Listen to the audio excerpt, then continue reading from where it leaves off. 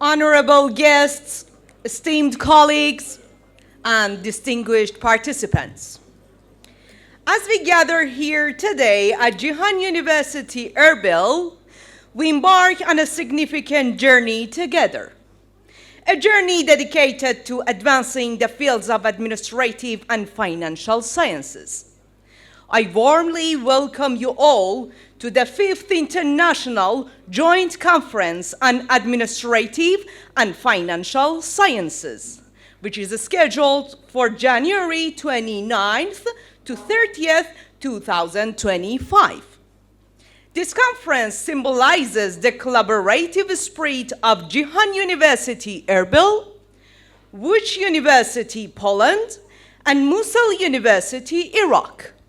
Our shared commitment to knowledge and innovation brings us together today, and it is truly inspiring to see such a diverse assembly of minds united for this purpose.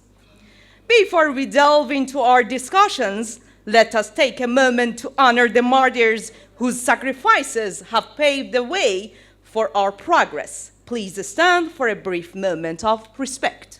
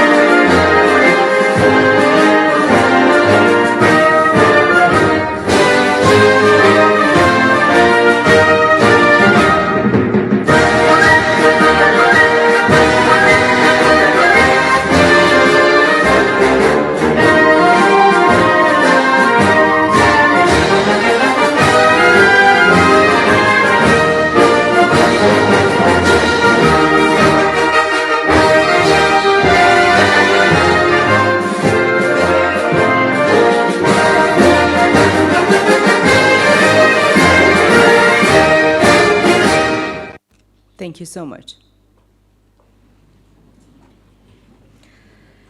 Now, it is my honor to invite to the stage a leader whose vision guides this university. Please join me in welcoming the President of Jihan University, Erbil, and the conference chairman, Professor Dr. Amjad Saber Delawi, to deliver the inauguration speech. بەڕێز نوێنەری وەزیری خوێندنی باڵا و توژینەوەی زانستی هەرێمی کوردستان دکتۆر تۆنا، بەڕێز پارێزگاری هەولێر، کاکومێت خۆشناو، بەرپرسانی حکومی و سیاسی، سەرۆک زانکۆ بەڕێزەکان، ڕاگەرانی کۆلێج، سەرۆک بەشەکان، تۆژێڕانی خۆشەویست، ئامادەبوانی بەڕێز. شەرەفمەند و خۆشحاڵین بە ئامادەبوونی بەجانابتان و بەشداریکردنان لە پێنجەمین کۆنفرانسی زانستی زانکۆی جیهان لە بواری زانستە کارگێڕی و داراییەکان کە بە هاوبەشی لەگەڵ زانکۆی کۆلێجی دارۆخسادی زانکۆی مووسڵ و هەروە زانکۆی نۆڵجی پۆڵەندی بەڕێوە ئەچێت. لەم کۆنفرانسەدا کە 6 تەوەری زانستی لە خۆی گرتووە، هەموو تۆژینەوەکان ئاراستەیەوە کراون کاریگەری دەستکردی زیرەک لە بواری کارگێڕی و داراییە چی هەیە؟ 6 تەوەری زانستی هەیە.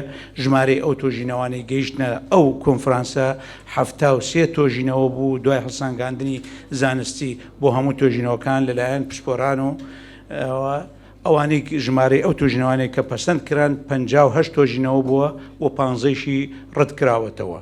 لە بین ئەو تۆژینەوانە 16 لە دەرەوەی عێراقە لە وڵاتانی بریتانیا و کەنەدا و مەکسیک و مالیزیا، ئەندەنوسیا، سووریا، ئوردون، قەتەر، ئیمارات، سعودیە لە وڵاتانەوە ئوردون هاتووە بووێمە.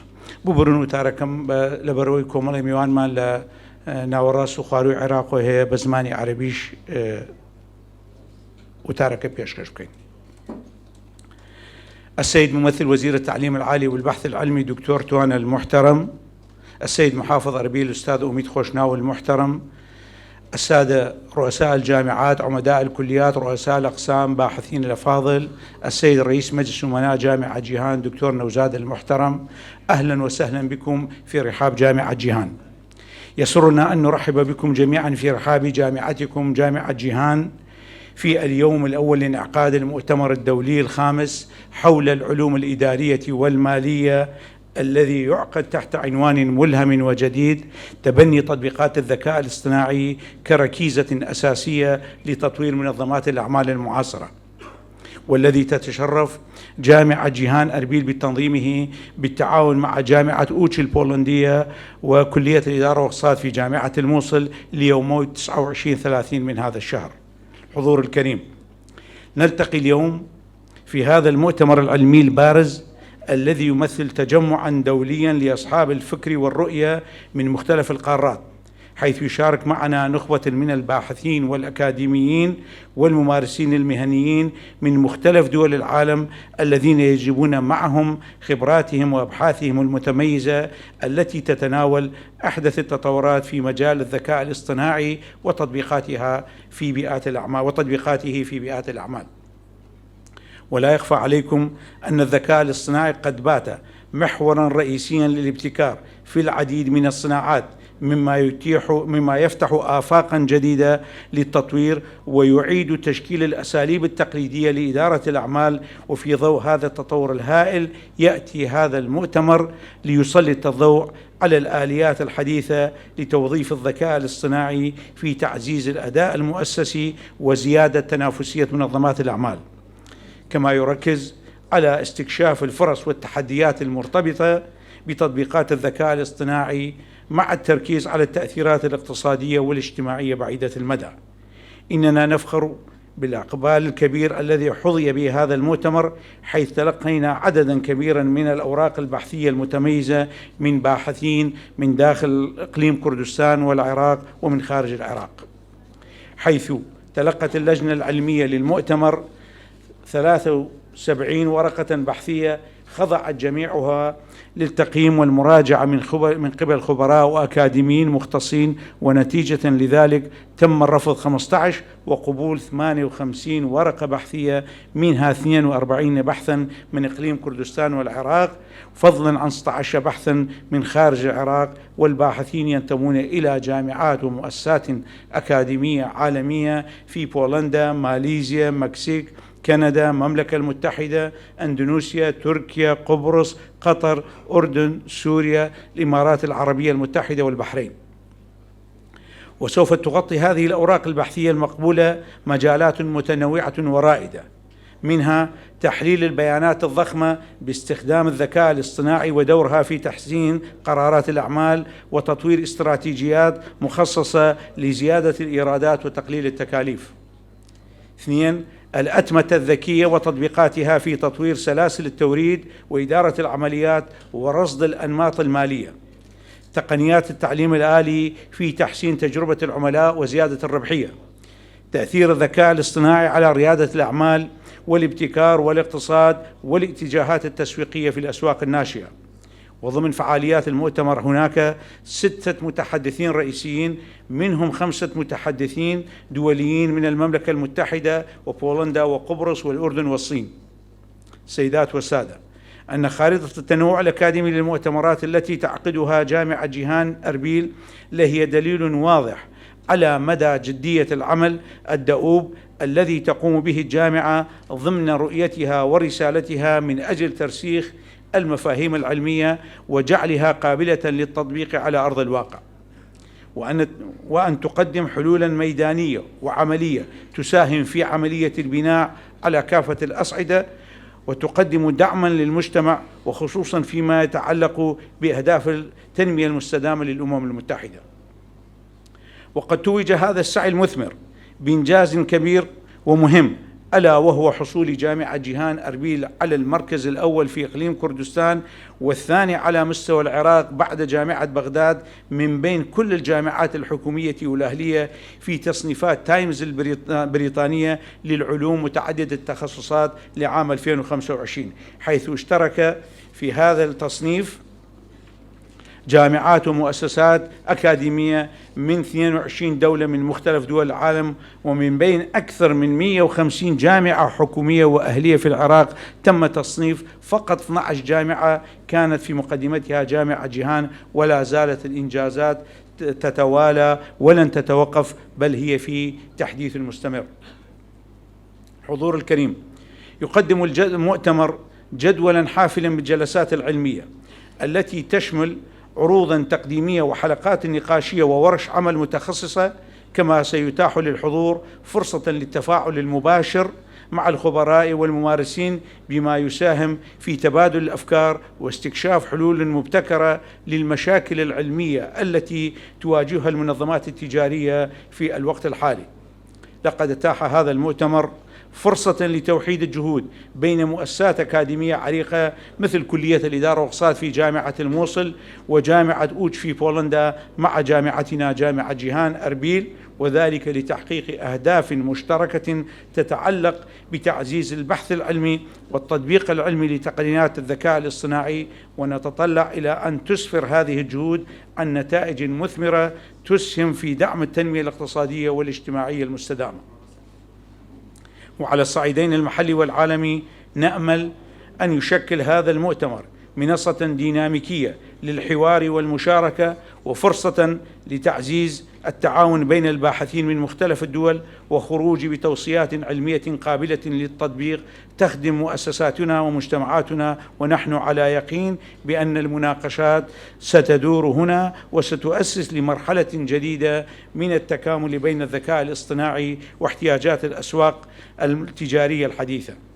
ختاما، نشكر كل من ساهم في إنجاح هذا المؤتمر، ونخص بالشكر كلية إدارة واقتصاد جامعة الموصل وجامعة أوج في بولندا والباحثين المشاركين من داخل وخارج العراق وأعضاء اللجان العلمية والتنظيمية الذين جعلوا هذا الحدث العلمي المميز ممكنا. نتمنى لكم مؤتمرا حافلا بالإبداع والإنجاز، ونتطلع إلى مناقشات ثرية وإسهامات فريدة تثري المعرفة وتدعم مسيرة التطوير. والسلام عليكم ورحمة الله.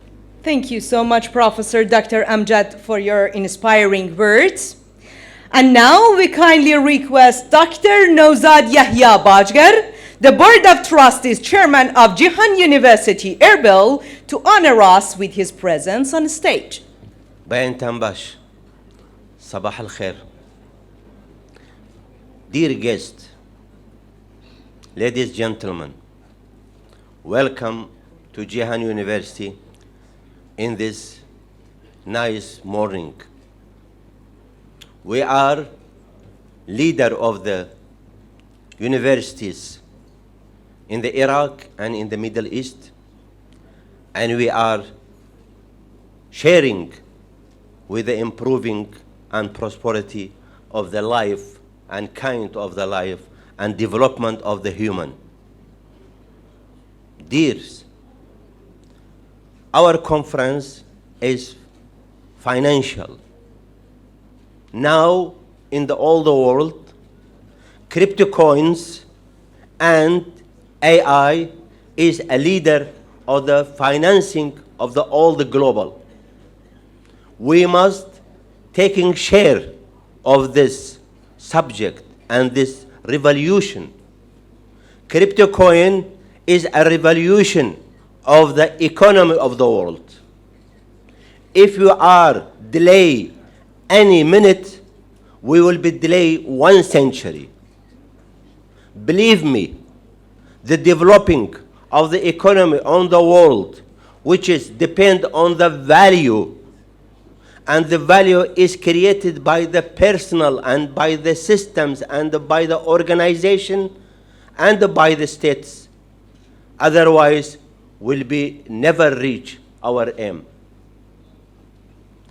Now, the struggle of the economy is beginning.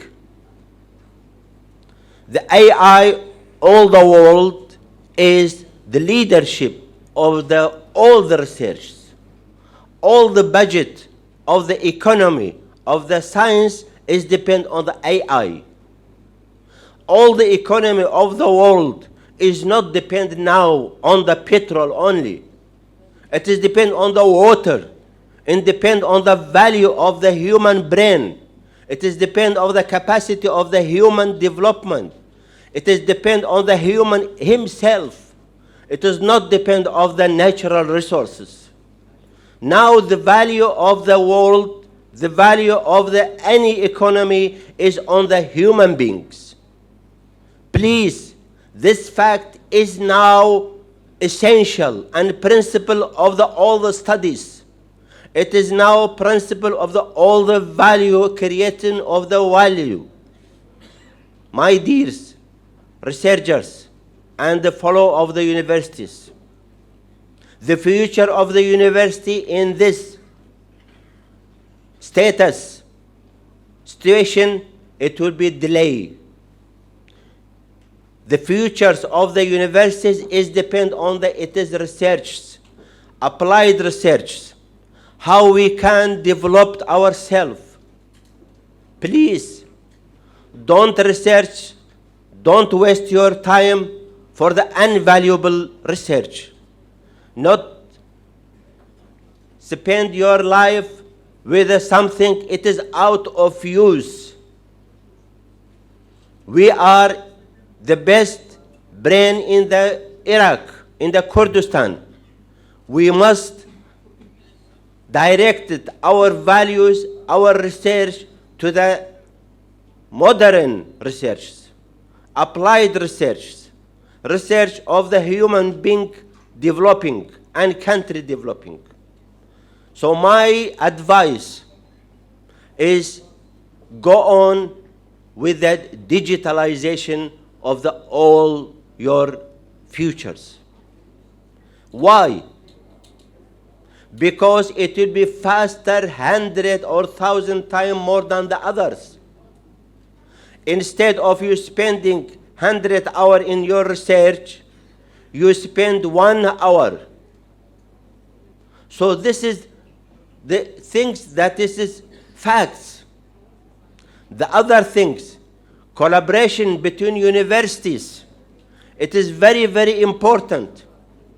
We must make our time at least 20% for the developing relationships between universities and between department of the universities, between researchers. My aim, we must catch the tail of the civilization. I know we cannot catch the neck of the civilization, but at least take the tail of that civilization and the modernization of the world. Now, the chance is equal in all the world. The chance of the human in the Kurdistan, in Iraq, it is like the same in the United States and in Japan. All the people can catch and service himself. Your research must be benefit for yourself. You must make your search as your sons. Develop your research. Make your search benefit to the country, to your nationality. I thanks for your coming, but I ringing the bell. It is now dangerous if we don't catch the modernization of the universities. Our universities, it will be like حجرتي ما مستعان لخستخانة كان. سپاسندك. Thank you so much, Dr. Nozad. Next, I am pleased to invite the distinguished representative of Łódź University, Poland, Professor Dr. Tomasz, to share his insights with us on behalf of the president of that university. Please. Ladies and gentlemen, it's my honor and great pleasure to be here with you today and welcome you at the 5th International Conference on Administrative and Financial Science. First and foremost, let me extend my gratitude to Professor Amjad Sabir Al-Dalawi, the president of Jihan University Erbil, for the kind invitation and for his support.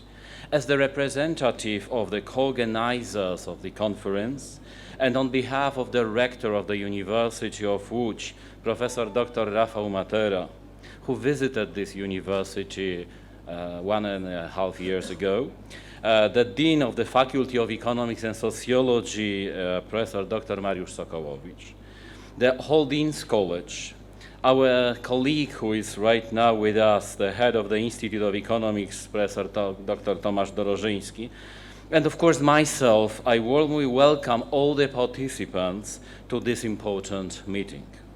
The topic of this conference, as Professor Nauzat said, is of exceptional relevance. The presentation of papers shared here will be undoubtedly reflect the latest research and developments in the field of administrative and financial science. In my humble opinion, this conference serves as an excellent platform for exchanging ideas, sharing experiences, and forging new collaborations. I sincerely hope that the discussions held here will be engaging, the debates will be fruitful, and outcomes meaningful for all of us. And again, regarding Professor Nauzat, I'd like to take this opportunity and emphasize that this conference is not the first, and I really believe not the last joint initiative jointly organized by Jihan University Erbil and University of Łódź in Poland. Why? Because for us the cooperation is also very, very important. The international academic cooperation is crucial for all of us, and we of course understand it. In this moment, I'd like especially thank present here Professor Wala Al-Jaf, who started the cooperation with the University of Łódź and right now actively supports us and cooperates with different universities in Poland, right? And getting to the point, in the past, we successfully co-organized one conference.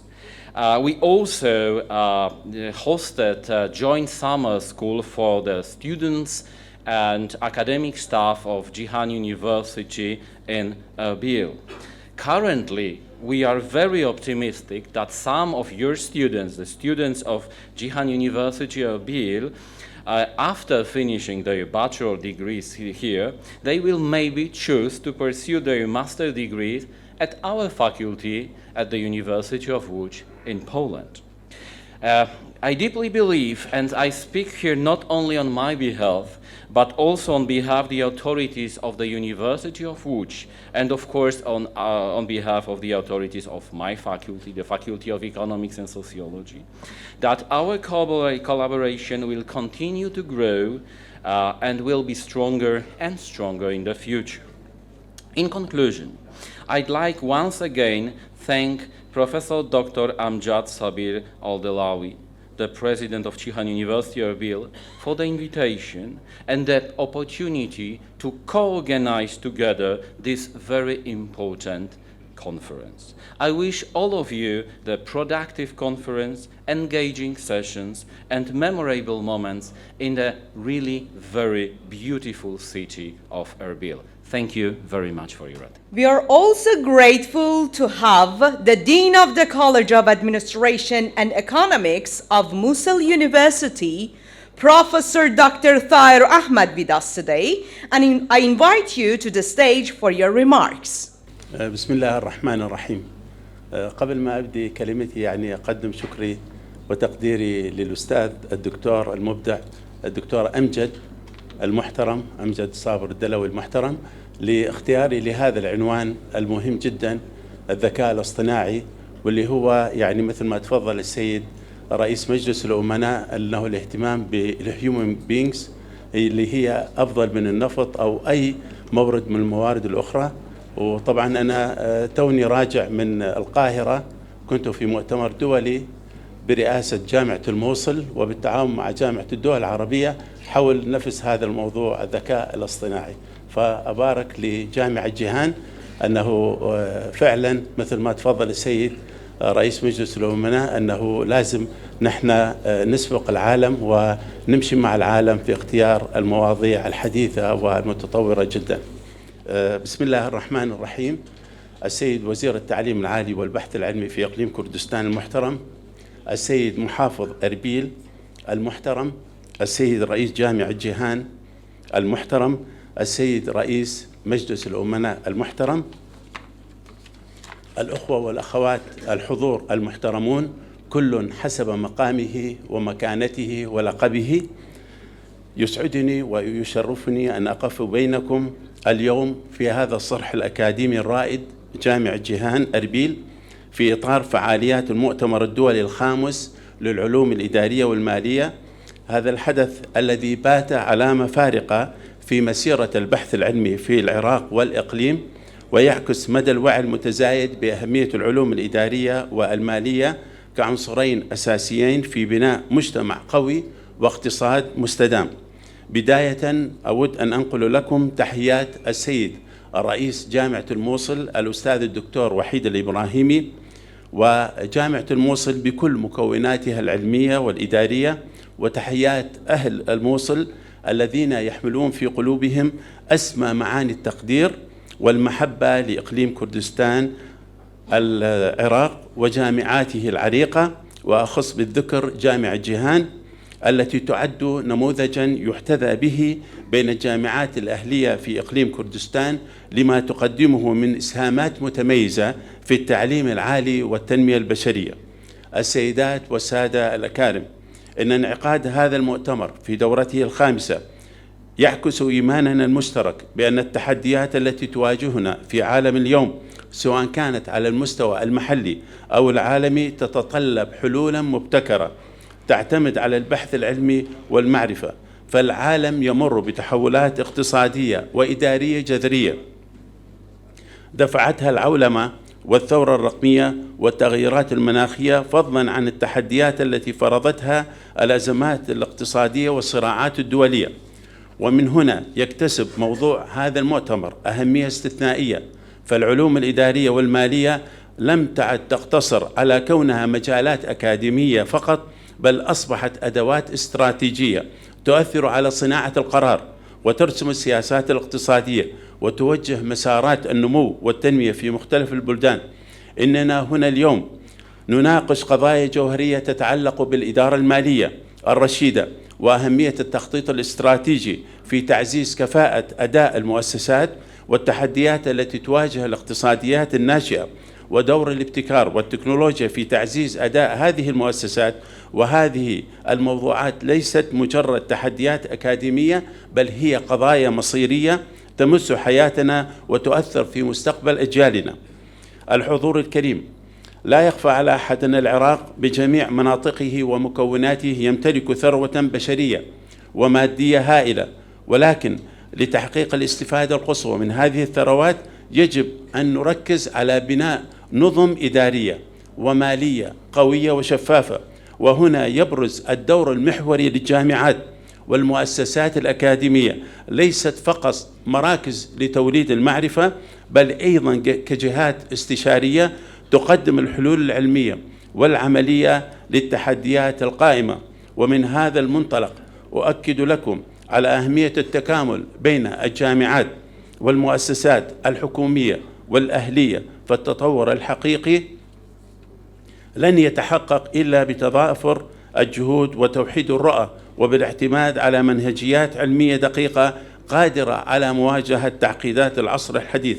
وفي الختام أوجه شكري وتقديري لجامعة جيهان أربيل قيادة وكوادر على هذا التنظيم المتميز، وأثمن جهودكم في استضافة هذا المحفل العلمي الكبير، كما أشكر جميع الباحثين والمشاركين الذين ساهموا بأفكارهم وأبحاثهم في إثراء هذا المؤتمر. دعونا ننطلق من هذا الحدث العلمي نحو بناء جسور جديدة من التعاون الأكاديمي والعلمي، ونسعى معا لتقديم رؤى وحلول تساهم في مستقبل العراق ومستقبل إقليم كردستان. وفقنا الله جميعا لما فيه الخير والصلاح، والسلام عليكم ورحمة الله وبركاته. Ladies and gentlemen, to gain a deeper insight into Jihan University Erbil, I invite you to watch our engaging video presentation. Enjoy it.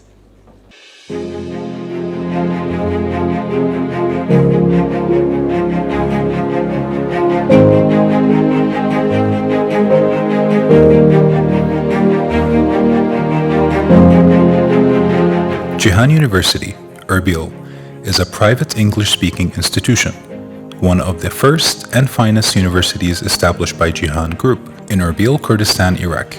It was approved by the Ministry of Higher Education and Scientific Research of Kurdistan Region in 2006 and operated for the first time in 2007. It was recognized by the Ministry of Higher Education and Scientific Research of Iraq in 2017. The university is a member of the Association of Arab Universities, AAU, since 2011, and also member of International Association of Universities, IAU. The university occupies a space of 127,800 square meters, and it includes buildings, gardens, green ports, dormitories, and a gymnasium to form one big university unit. The campus includes 21 buildings of 800 square meters to 2,400 square meters, which include class halls, laboratories, a simulating court, a conference hall, 2 libraries, an internet unit, 2 TV studios, and radio studios for media purposes, cafeterias, sport facilities, Roman theaters, gardens, and green spaces. The university includes 9 colleges and 29 departments: College of Dentistry, College of Pharmacy, Medical Biochemical Analysis, Physiotherapy, Community Health Nursing, Nutrition and Dietetics, Radiological Imaging Technologies, Medical Microbiology, Biomedical, Medical Laboratory Analysis, Anesthesia Technologies, Dental Technologies, Optometry and Vision Technology, Computer Science, IT, Architectural Engineering, Civil Engineering, Informatics and Software Engineering, Interior Design Engineering, Law, International Relation and Diplomacy, Accounting, Business Administration, Public Administration, English Language, Translation, Media, Graphic Design, Physical Education and Sports Sciences, General Education, English Language Teaching, ELT. Jihan University Erbil is accredited by the ZEVA, Z-E-V-A, which is one of the most experienced agencies in Germany for accreditation, and ASIC, an independent UK quality assurance body specializing in the institutional accreditation of education providers worldwide. The university has given special attention to laboratories for their importance and for the development of teaching and high qualities. There are 29 specialized laboratories and 9 engineering ateliers. The university plans in serving the society. The university attempts to form a base for creative people in all fields of specialization, who have a great deal of knowledge and skills comparable to the requirement of growth in society in all sectors. It also seeks to cover the needs of the labor market through several specialized centers such as Jihan University Center of Developing and Advising, Jihan University Center for Information Technology and Awarding, Jihan University Language Center, Jihan University Legal Clinic, Jihan Healthcare Center, the Engineering Advisory Career Center in cooperation with USAID, International Academic Relations of the University. The university is keen on communicating and building good bilateral relations with the international universities, cooperative protocols and agreements in the cultural and academic fields. This is to no advisement on the field concerned. Jihan University Erbil signed over 50 MOUs and MOAs in addition to the Erasmus Plus agreement with many European universities. Jihan University Erbil is fully registered at the European Commission and already sent 6 students and 2 academic staff to Polish universities. Over 40 students completed 1 semester a summer trading with Warsaw University of Life Sciences and University of Lodz under bilateral exchange mobility program, and is planned to send over 50 students for the new academic year of 2024-2025. Jeihan University Erbil is a member of the Institute of International Education Scholar Rescue Fund, IIE, and hosted 5 scholars from Yemen and Sudan. E-learning at Jeihan University Erbil.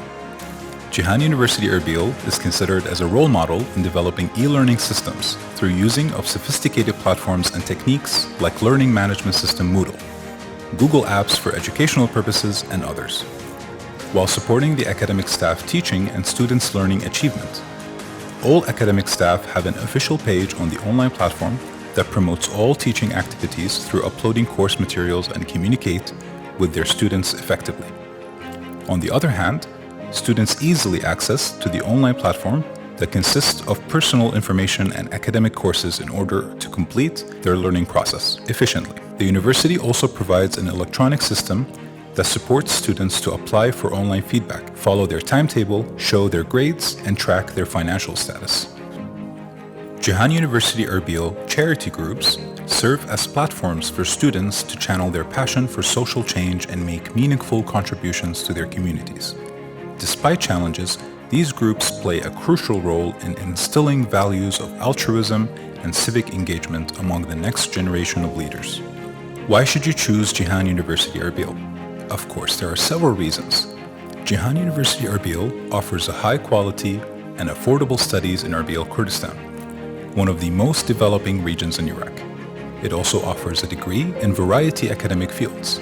We operate in a safe and friendly environment, living among the people who have the traditional welcoming students from other cities or countries.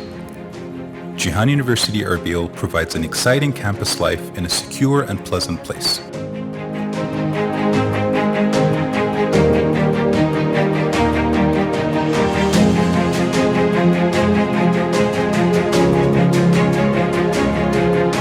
Jeihan University Erbil has always been keen on applying the educational modern system. It's one of the pioneering universities in Kurdistan region of Iraq in implementing the Bologna process.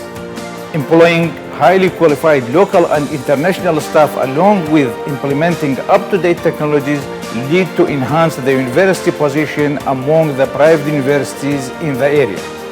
In addition, the unique administrative system used by the university facilitates its rapid progress.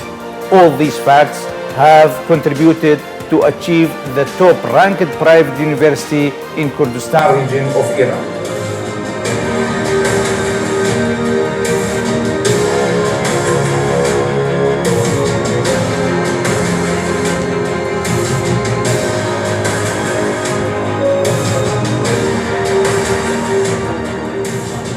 The University of Jeihan, the future of science in Kurdistan.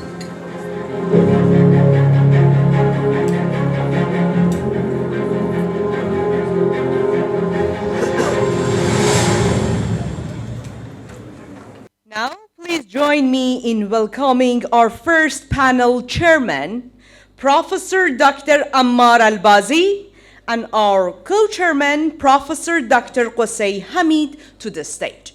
Morning, everyone. It's my pleasure to welcome you to the 5th International Conference on Administrative and Finance Sciences and to this keynote session on the importance of Minas in strengthening economic resilience 5S model. We are delighted to have such an esteemed audience here today. It's an honor to introduce our keynote speaker, Professor Tomasz Doroszewski. He is the head of the Institute of Economics at the University of Lodz, Poland. He specializes in internationalization, FDI, investment, attractiveness, governance, and regional development. With over 120 peer-reviewed publications and involvement in 2+ projects, research projects. He has lectured globally and delivered keynote speeches at international conferences. He is a member of various research groups and currently as a visiting professor in Japan. Professor Tomasz, please join us. Thank you. Probably now is better. Okay. Good morning, everyone. Wow, I'm a bit stressful speaking in front of such great team of guests, professors, listeners. My name is Tomasz Dorożyński. I represent the University of Łódź in Poland. Before I start, let me say it's my great honor, privilege, and pleasure to be here with you today. Thank you so much for your kind invitation. We experience great hospitality in the city of Erbil at the University of Ceyhan. Dear professors, dear president, dear chairman of the board, it's my honor, privilege, and pleasure to share my speech with you today. Dear professors, regarding to the introduction speech of Professor Dr. Nowzat, the chairman of the board, sorry if my pronunciation is wrong. I also got a message to you, and I would like to ring the bell. And I also feel that's the last moment to do something. And watching the impressive movie about the Ceyhan University, I see that you believe in internationalization. And my story is about internationalization as well. So I hope and I do believe that we got lots of joint ideas to share, to discuss, and to change something, to do something. Good speech is a short speech, so I would do my best not to make you bored today. But I probably prepared too many slides, so I try to make it as short as possible. My dear friends, what is my story about and what is my message about? It's about internationalization, it's about MNEs, multinational enterprises, it's about economic resilience, it's about to say that it is the last moment to do and to change something.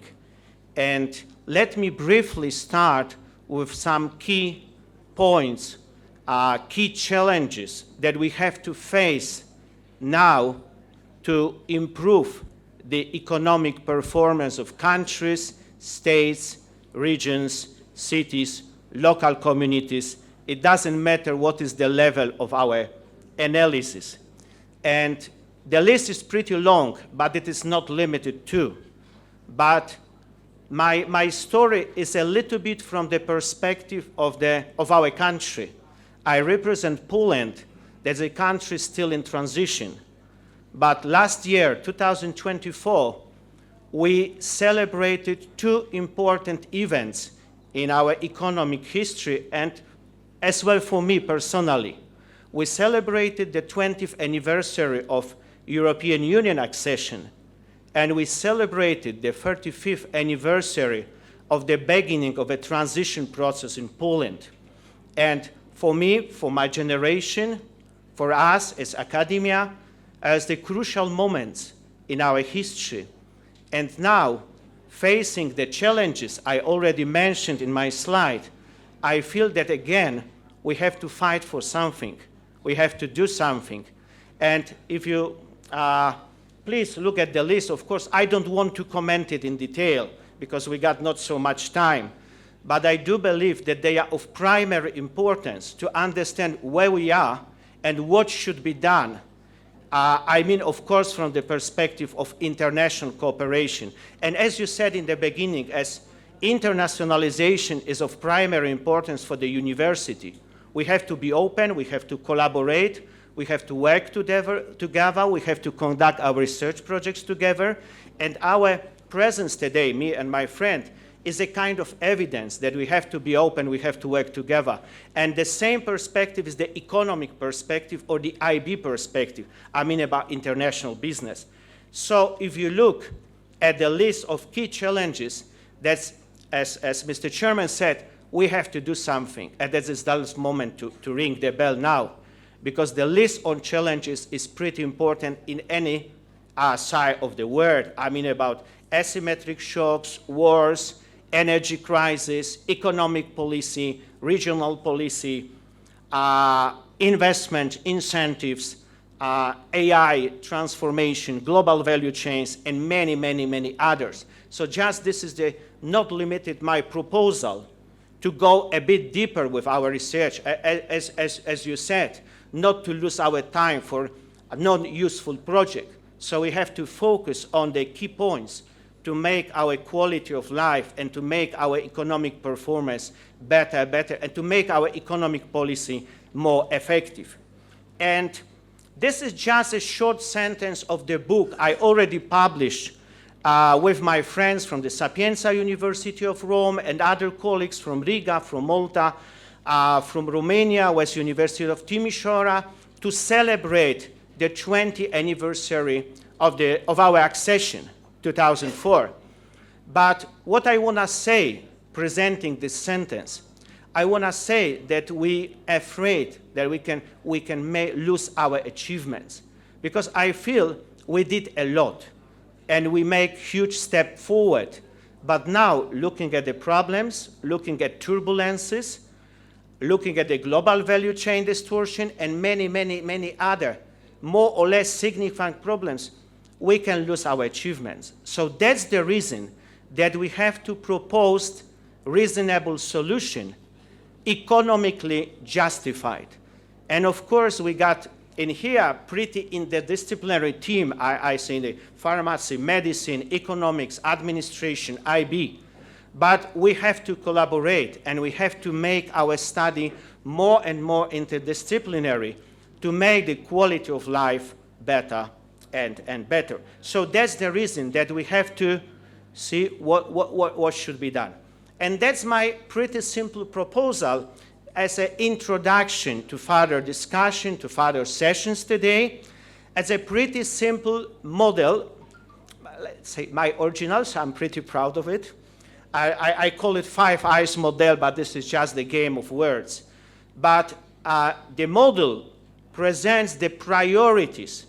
It's my answer to the challenges, to the problems, how to make the economic policy more and more effective, how to spend public money in a more effective way with economic justification.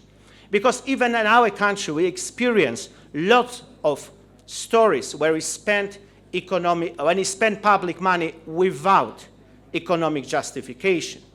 But from the theory, from the background, from the fundamentals of economics, we know that the money is limited, the budget is limited. So we have to spend our money more and more effectively in order to achieve the key goals. What is my story? What is my message to you via this model? We have to focus on some priorities. And I would like to propose only 5. Of course, we may add new and new, but I want to make this picture relatively simple. And I would like to propose 5 Eyes model. At the beginning of the story is the internationalization. And I do believe in internationalization, both from the economic, social, and territorial perspective. So for me, internationalization is of primary importance. And I mean about different paths, from the very simple exporting or importing to the most sophisticated as inward or outward FDI projects. So in every way, internationalization is more advantageous than disadvantages, is beneficial for host country and the whole home country economies. But we should go better. And the second priority is the investment. The third one is focused on incentives, and it is a story about the relationship between public and private sector. An incentive could be a tool, an instrument to attract, to keep, and to support domestic businesses to go abroad. In our country, we experience huge imbalances. We are pretty successful in attracting multinationals, but we are still relatively poor in encouraging domestic companies to go abroad, to invest. So there's the imbalance, but of course the list is much longer. Then it's institutional quality. I only briefly mentioned this session about institutional quality, but my second presentation that afternoon is based on our empirical study. There's a kind of evidence, there's a kind of proof to say that the institutional quality is one of the fundamental factors shaping the economic performance of a country. And last but not least is about integration. Integration, I mean about regional integration agreements. What I understand behind it, I mean about free movement of factors, free movement of capital, goods, people, and services. So these are my priorities to make our economy more and more effective based on the international platform of collaboration. And being here today, I want to say that the role of the university in this process, and the role of the academia society, and the role of us is crucial. Because that's what you say in the introduction story. That's the role of the university, professors, academia, and students to promote the good, the clever, the smart ideas to improve the economic performance. Very briefly, sorry for the numerous slides and a lot of theory in it, but I promise to do very briefly. Just to highlight, internationalization is beneficial, and open economy is always better than a closed economy. So that's my short message from the slide. And I treat internationalization of firms, internationalization of economics, or even internationalization of the university. That's excellent case. When we are open, when we collaborate, we are always much better because we can share our experience, our knowledge, our project, our research, etc., even our staff. So internationalization is positive. But we got to improve our competitiveness. And this is a pretty simple case of the automotive sector. Maybe we got not enough time to discuss all the details, but probably you know that the Geely Chinese company, the Geely is the owner of Volvo, and Tata is the owner of Land Rover or Jaguar. And I also included the photo that I made last year in Oslo, in Norway, walking the main street. There's only one car saloon with Chinese NIO. They started a few years ago as a startup, and now they are expanding globally. So these are only the symbols that the process of internationalization can impact economies, and it is absolutely influential both for home and host country economies. So if you want to make our economies more and more competitive, to grow faster, to achieve our goals, we have to be open and to look for some competitive advantages of our economies. And of course, at the same time, the list of risks and uncertainties is critical. And again, we don't have the time to discuss all of them. But even this morning, traveling here, we discussed about the negatives of Brexit. And in our country, we also discussed the story of poll exit. Of course, we don't want it. There is huge part of the society supporting the idea of poll exit, which is a bit similar to the Brexit story. So another point to ring the bell and to show you that the list of uncertainties, risks, turbulences, unpredictable stories is longer and longer.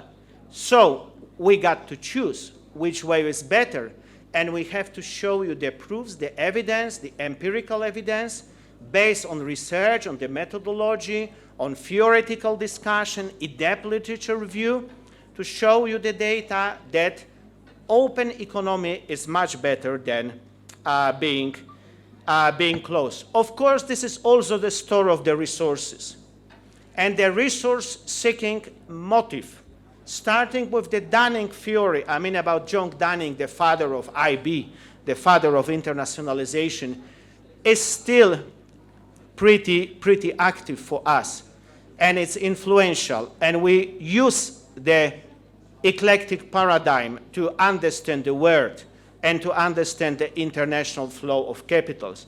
So the story of resources and the resource factor and the resource-seeking motive is influential for the economy to grow faster and faster. And now let me answer what we should do from perspective of international economy. And this perspective is the perspective of emerging, fast-growing, catching-up economy. It could be the case of Poland, but it also could be the case of Central Eastern Europe and many, many, many other countries. Let me say very briefly what to do. First of all, we have to attract multinationals, and we want to attract multinationals. Why we need to attract multinationals? Because we need capital, we need job places, we need technology, we need managerial competences transfer, and many, many additional added value factors to make economy better and better. And very briefly, this is the recommendation for the authorities, what to do. And we got 3 alternative options. Of course, we can do nothing. From economic point of view, it's not bad. Yeah, because we do not spend public money with no, rationale behind it. We can attract all potential investors. Or we may choose the third way, the alternative way. And this is the way how to fit our expectations and the strategy of internationalization of businesses. And very briefly, my model to tell you from my perspective which solution is the best, which way is of critical importance to make this story more and more effective. And I prepare a very simple picture of the location decision model based on numerous empirical studies we already conducted. And my answer to the question what to do is just here. Please take a look, and I hope we follow the discussion. The answer is the institutional quality, is the governance quality. And we had a lot of empirical studies presenting and proving that the countries with strong institutional factors, with a high quality of institutional factors, with high quality of governance systems, are performing much better than others. And in a long term, being cheap is not enough to attract businesses. And being cheap is not good strategy to grow faster and faster. And my simple answer, based on a theoretical discussion and an empirical study, how to improve the picture, how to make the economy better and better, how to perform better, is to improve institutional quality. Of course, institutional quality is a huge factor, and among them, we got lots of individual ones. And one more thing, if you allowed me, these are 2 critical ones. There's the regulatory quality and the rule of law. And when we improve these 2 factors, we'll probably grow faster and more effectively. And that's my message for you. And I hope we'll have more time in the afternoon to show you empirical studies confirming and proving these results. Please do not consider it as a challenge, but I just want from you to clarify a bit further to our great audience on one issue that attracts me in your presentation, which is pretty much about economic development, and then the quote is this 5 eyes model or theory. Can you please clarify to our audience that where sustainability sits here? Because when you mention about resilience, then you have to mention something about sustainability, especially we have here the magic word, which is the economy. Thank you very much. And then I will open the conversation, Q&A with our audience. Thanks. Okay. Just a very brief answer. Yeah, I do agree. Thank you for this question, as the sustainability is one of the key elements of our studies. And if I come back to the key challenges, the problem of sustainable development and the problem of the convergence and the problem of cohesion is one of the primary. And in the 5 Eyes model, we got this section in the integration, the regional, which is about the cohesion. And I mean about the sustainable development at the regional and local level, including the cohesion goals. So to reduce economic, social, and territorial disparities, not only from the perspective of natural development, but from the perspective of the economies to grow in a sustainable way. That's the element of that's the place where the sustainability is included in the model. Thank you very much. Thanks. Thank you, Professor. Thank you. Thank you. Thank you so much. Session end. Thanks. Thank you so much. Now, as we move forward, I'm excited to introduce the chairman and the sessions that we have planned for today. And I know that each session promises to delve into critical issues and innovations in our fields, facilitated by experts from around the world. The first session, Managing Business Landscape with Cutting-Edge Solutions, in Conference Hall by Professor Dr. Muyassar Ibrahim. The second one, Contemporary Technologies and Innovations in Accounting in Jihan Academy Hall by Professor Dr. Safa Ahmed. The third one, Evolving Technologies in Banking and Finance in VIP Hall by Professor Dr. Saad. And the fourth one, Marketing in the Immersive Age in Conference Hall by Professor Dr. Ala Abdus Salam. The fifth one, Contemporary Issues in Economics in Jihan Academy Hall by Professor Dr. Nozad Abdul Rahman. And the last one, Quantitative Methods and Applied Statistics in VIP Hall by Assistant Professor Dr. Haukar Qasem. Finally, I invite all attendees to join us for a coffee break as the conclusion of this opening ceremony. Thank you once again for being here. Good morning for everyone. It's my great honor and pleasure to welcome you to this scientific session as a part of the 5th International Joint Conference on Financial and Administrative Science, which brings together a distinguished group of researchers, academics, and experts for various scientific institutions in collaboration with the University of Lutz in Poland and University of Mosul in Iraq.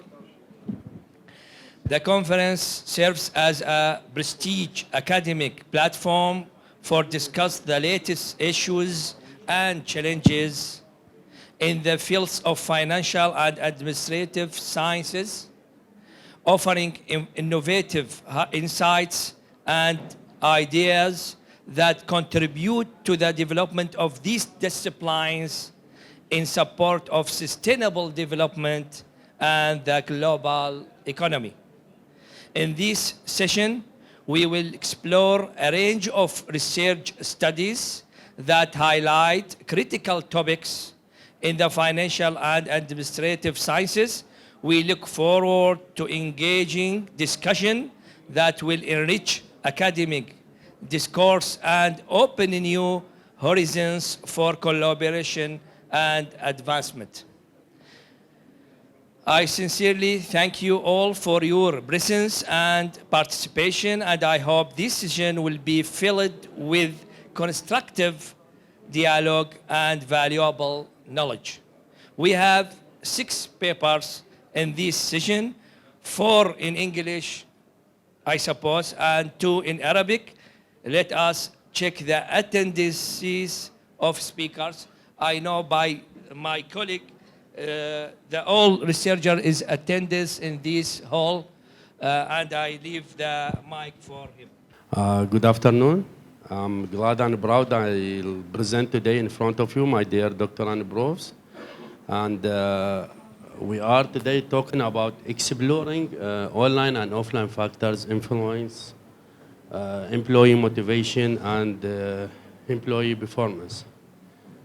So first of all, why we are focusing on online and offline factors? Because in the Corona times, many SME, small medium enterprises, they faces a problem by they cannot attend to the physical or to their companies. So we are facing a problem in online factor because we wasn't ready for our online to transfer our work from physical to online. We don't have model, we don't have internet, we don't have application. We didn't train our employee to work as remotely at home. So that's why we are facing online factors, okay? And offline factors also, as we always work in the physics, there is some type of routine. Sometimes the employee, they don't have that motivation, okay, to enhance. Okay, and we choose also, sorry, I changed this one, the introduction. Okay, we talk about SME. SME means small, medium enterprises in Iraq. Okay, and the online here, as we see in this slide, the online as digital tools, remote platform, and the offline is workplace culture, leadership factors. They are all play significant by affecting the employee performance. Okay, next slide, we talk about objective.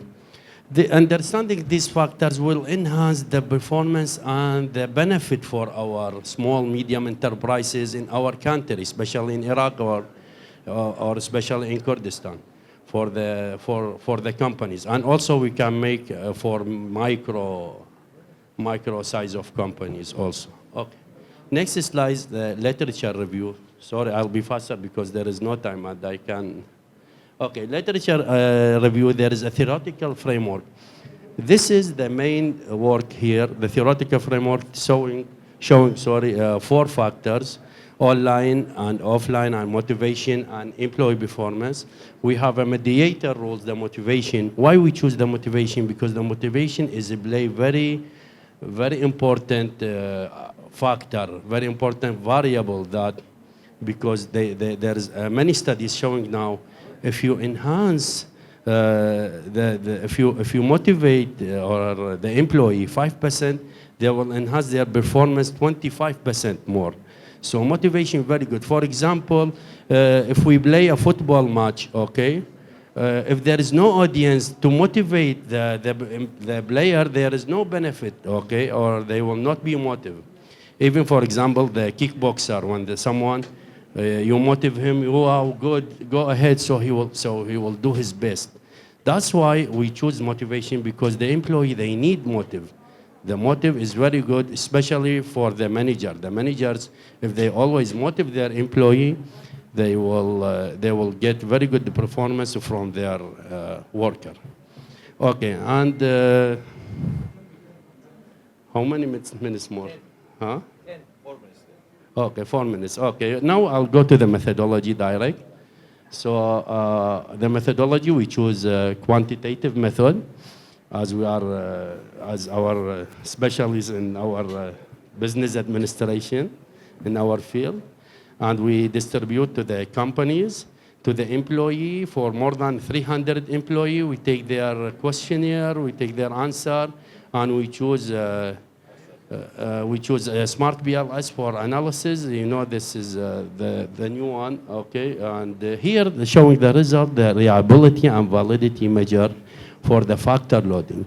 The RHO, the composite reliability, the AVE, all they show very good result and significant. According to our godfather of smart BLS is the Hare. Hare book said in 2021, if the result more than 0.5, so it's all accepted. As we see here, we have items. We have each motivation 4 items. Okay. Next slide showing the path coefficient analysis. Okay, here we have a 3 direct relationship and there is 2 indirect relationship according to the mediator effect. And all the result, the p-value is 0.0 and all the relationship are supported. Okay, and here is our main direct result. Here is showing the R square, okay, and showing the factor loading. So I wish in the future all our SME will integrate between online factors and offline factors. So like blended, same as blended learning, we have a blended in our business, in our SME. So the benefit will be better and we will be ready for any new pandemic or any situation. Okay, have a nice day, thank you. Then, the second research, the relationship between marginal utility, productivity, and profitability services in service organization, presented by Dr. Samir Hamdi. السلام عليكم. البحث المقدم يعتبر تنظير حديث لنظرية المنفعة الحدية. نظرية المنفعة الحدية هي أحد النظريات الاقتصادية اللي لها أهمية حتى في يومنا الحاضر، مع العلم أنها ظهرت في نهاية القرن ال19 وكان كارل منجر من أهم رواده، حيث بعد الثورة الاقتصادية ظهرت الثورة النيو كلاسيكية، أصدر كتابه في مبادئ الاقتصاد في سنة 1871. ثم راوده أيضا من الرواد ويليام ستانلي، أيضا نشر كتابه في الاقتصاد السياسي أيضا عام 1871، وكذلك ليون فارلانس سنة 1874. هؤلاء هم من حددوا بداية نظرية المنفعة الحدية. نظرية المنفعة الحدية هي أحد النظريات الاقتصادية المهمة التي أذهلت العلماء في تحليلها لبعض الظواهر الاقتصادية. طبعا أساس نظرية المنفعة الحدية يقول إذا قام مستهلك باستهلاك وحدات متتالية ومتساوية من سلعة، فإنه في حين تصل المنفعة الكلية نهايتها العظمى تكون المنفعة الحدية صفرا. هذا البحث هو تم طرحه لتحليل في الجامعات الأهلية في إقليم كردستان. حوالي 400 عضو هيئة تدريس تم استبيانهم، وب10 جامعات أهلية في إقليم كردستان. طبعا مستخلص الدراسة في مجال الخدمة الجامعية يبحث هذا البحث في العلاقة بين المنفعة الحدية والربحية والإنتاجية، بين المنفعة الحدية والربحية والإنتاجية. نلاحظ هنا في هذا الشكل يبين العلاقة بين المنفعة الحدية والمنفعة الكلية. فكلما نجيب مثل أبسط، أنه إذا كان شخص جاء من الصحراء وعطشان جدا، فنلاحظ أنه عندما يتناول الكأس الأول من الماء يتناوله بلهفة كبيرة، ثم الكأس الثاني بلهفة أقل، والكأس الثالث قد يجوز يأخذ نصف الكأس ويرمي البقية. ليش؟ لأنه المنفعة الكلية في حين تصل نهايتها العظمى المنفعة الحدية ما تضيف أي منفعة للمنفعة الكلية. فهذا الشكل اللي يبين لنا، نلاحظ هذا هنا منحنى المنفعة الكلية. إذا قام شخص مثلا باستهلاك وحدات من وحدات البرتقال خلينا نقول، في حين أنه المنفعة الحدية 30 والمنفعة الكلية 110، فعند استهلاك الوحدة الأولى تنخفض المنفعة الحدية من 30 إلى 25، وثم يستهلك وحدة أخرى، وهكذا يظل في النزول إلى أن يصبح المنفعة الحدية صفرا، بحيث لا يقدم أي منفعة للمنفعة الكلية. والمنفعة الكلية عندما تصل نهايتها العظمى تكون المنفعة الحدية صفرا. هذا كقانون وكتوضيح. يعني حتى كثير من العلماء سئلوا وقالوا قيمة الماء، المنفعة الكلية للماء أكبر من الماس، ولكن قيمة الماس أكبر من الماء. فتم تحليله وفق النظرية أنه المنفعة الحدية للماء تتناقص بسرعة، في حين المنفعة الحدية للألماس ما تتناقص. تخلي ألماس بجيبك تطلع تشوفه، هو نظرتك إليه نفس القيمة تنظر له.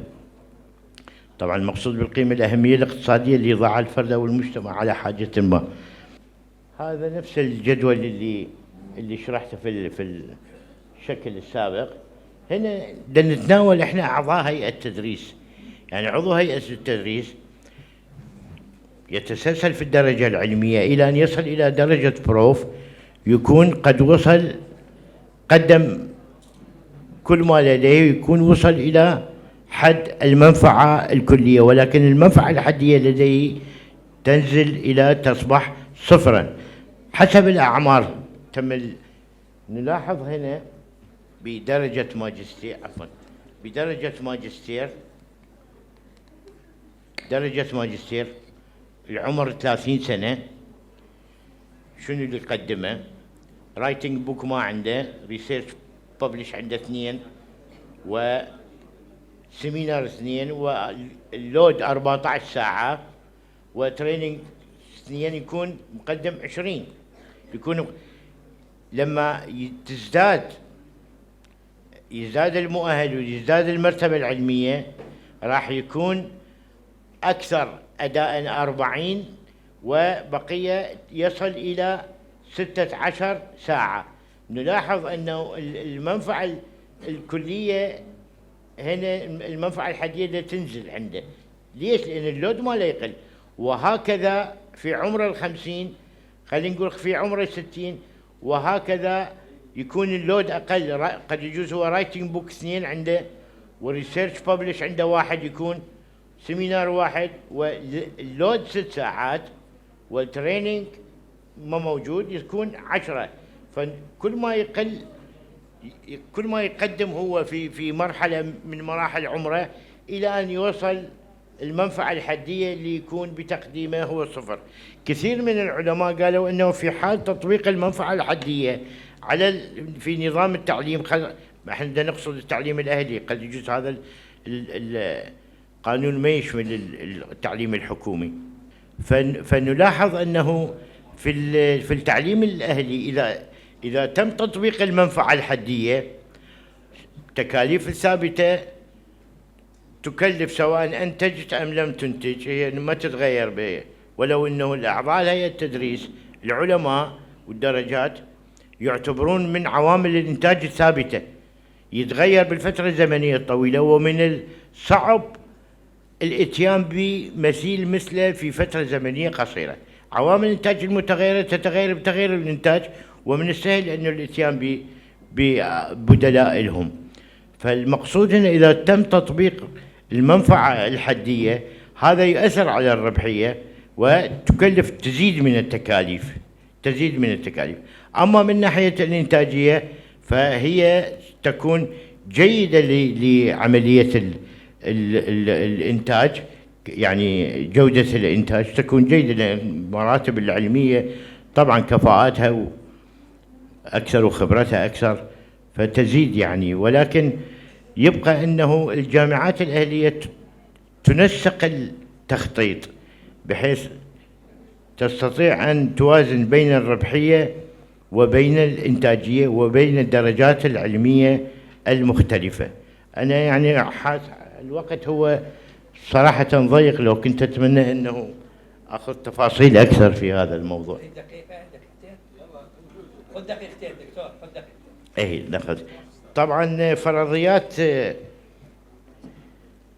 يعني وجد العلماء أن المؤسسات اللي تطبق تسعير المنفعة الحدية لزيادة الإيرادات غالبا ما تشهد انخفاضا في الاحتفاظ في الطلبة مما يؤثر سلبا على الربحية، وأن المنفعة الحدية يمكن أن تحسن إنتاجية الخدمة ولكنها تخفض الربحية قلنا، وهذا ما يحتاج إلى قلنا التخطيط الدقيق. عندنا بالنسبة الفروض البحث اللي قدمنا 4 فروض، واحد من الفروض تم الرفض و3 فروض من البحث تم قبولها. نعم شكرا. Then the third research, the impact of information quality, compatibility and relative advantage on business intelligence adoption among small medium enterprises managers and owners by Dr. Ala. Assalamu alaikum. First of all, I'm pleasure to be here again at Jihan University Erbil, and I have to say thank you for Jihan University for organizing this conference.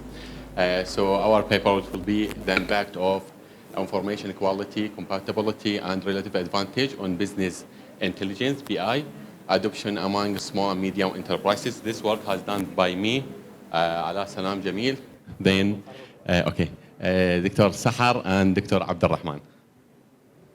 So I will try to cover in this presentation the introduction, literature review, methodology, result, discussion, and conclusion. So we all know most of the developing countries, especially Middle East countries, the economy for most of the countries, they highly depend on the small, medium enterprises. That's why our studies focusing on small, medium enterprises. And it's considered is the backbone for most of the economies. And this small and medium enterprises need to improve the decision making. Nowadays, most of the organization, they try to implement the technology to survive, to improve their long-term purpose and aims. So can say that business intelligence system offering the transfer or to transfer or to shift the raw material or raw data to actionable data or information depend on the several factors. Our study is focusing on 3 main factors. Because there's a lot of factors could implement or could impact on the implementation of business intelligence in most of the companies. But we believe, based on most of the previous study, information quality, compatibility, and also the relative advantage, it will be more important factors. So business intelligence has emerged a major field within the area of information technology. But nowadays, it's receiving more attention by the organization because, as I mentioned, most of the organizations, they try to implement the technology tool to help them to making a correct decision. We can say business intelligence help the organization to analyze the data mining, internet analysis, decision-making support, and also consider a data warehouse. Actually, the small and medium enterprises in Iraq, based on most of the previous studies, suffering from several issues. One of them, they have a poor IT infrastructure. So we can say, most of the organizations, they not pay more attention to the IT infrastructure, maybe because the cost of that system or also the costing for maintenance and implementing. Also, they have a lack of the skills. Most of the employee, they have no enough skills to use or to working on these systems. That's why this could be one of the issue. So needs for organization need to provide for them a training program to improve their skills and also ability to use this systems. So business intelligence, we can define what the business intelligence, like a bunch of tools or set of tools that process that help the business to analyze their data. Also compatibility, here we have to know, is it this system we implemented, is the fit for the organization environment, organization even culture, and so on. Also relative advantage here, the benefit or improvement a new system, the idea provider, compare with the traditional system. Then the information quality, which is very important because most of our rights decision is highly depend on the quality of information. Here also we proposed 3 hypotheses. We propose that compatibility, relative advantage, and information quality. We propose it to have significant impact on the business intelligence. Here the methodology, the data we collected by questionnaires, and the owner and owner and manager, they are our target population. We distributed 320 questionnaire, and only 221 questionnaire were returned. After we checking the missing value, outliers, the valid questionnaire, it was 210. Of course, most of the items we adapted from the previous study. We sent the questionnaires to several, I believe 3 experts in the field to take their comments and their opinion regarding the questionnaires. Also, the data, we analyze it by 2 software, SPSS for coding, missing value, outliers, and then the main analysis, we analyze it by Smart PLS. Okay, in the Smart PLS, we have 2 main run. The first run, we have to measure the measurement model, or the purpose for that, this run, to measuring the validity reliability. Here, we can say the construct, business intelligence, compatibility, information quality, and relative advantage. We coding, then this the factor loading. The factor loading should be 0.5 and above, based on the HER 2019. Also here the Cronbach-Anva and also composite reliability to measuring the internal consistency. Then the average variance extracted. We have also measured it all. We have meet the requirement. After that, we can see here the figure, the original figure. Here we can see the factor loading. It's all is acceptable. Then the second main analysis in Smart PLS, which is the structural model to measuring the proposed hypothesis. So as I mentioned, we have 3 hypotheses. All the 3 hypotheses has been accepted due to the p-value is less than 0.0, and also the t-value or t-statistic is higher than 1.69. So we can say here, based on this table, all the proposed hypothesis has been accepted. And this is the figure for structural model. We can say this is the p-value. So here, the manager and the owner who is on or manage the small and medium enterprises should pay more attention to the quality of information. They should pay more attention to the compatibility and is it the environment and the culture of organization will help to implement these factors or no. Then in the end, by organizing the present state, the business intelligence implementation, and also they can increase the productivity for the small and medium enterprises, will give them or help them to improve their decision making, and also they can give or provide for organization a good market share, and also can improve their improve to achieve their long-term goals and aims. That's all. If there's any question. The 4th research, a green foundation, the intersection of childhood education and sustainable human resource development by Dr. Zainab and Dr. Qusay. Good afternoon for all. Our paper today explores the Why, Doctor? Yeah. The Green Foundation of the childhood, the early childhood toward sustainable. If we want to build for the future good entities and successful entities, you must put the basic for that. So we start with the child, because not me, the future, it's the child. So we prepare for the future. We want to, in this paper, we want to develop our practice in each primary school. So we take the survey about public sector and the private sector and distribute more than 60 questionnaires for the school, starting with teacher, family, and child. How many and how much you know about sustainable, to be care about environment, to be knowing about recycling.